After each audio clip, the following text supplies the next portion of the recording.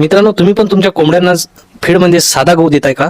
तर थांबा, साधा गहू देण्याऐवजी जर तुम्ही गहू भिजवून दिले तर तुमचे हजारो रुपये वाचू शकतात. कसे? चला जाणून घेऊया. गहू भिजवल्यामुळे त्यातील पोषक तत्वे म्हणजेच विटामिन आणि प्रोटीन जे आहे ते दुप्पट होतात.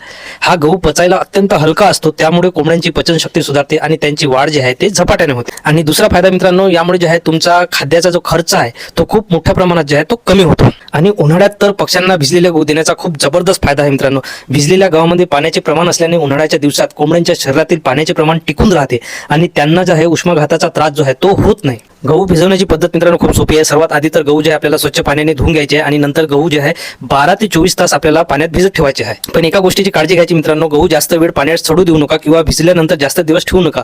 जास्त दिवस ठेवल्याने काय होते मित्रांनो, गव्हावरती बुरशी येते आणि जर आपण कोंबड्यांना बुरशीयुक्त गहू दिला तर त्यांना विषबाधा किंवा पोटाचे आजार होऊ शकतो. आणि तर त्यासाठी मित्रांनो आपल्याला ज्या पक्ष्यांना दररोज फ्रेश गहू भिजून द्यायचा आहे.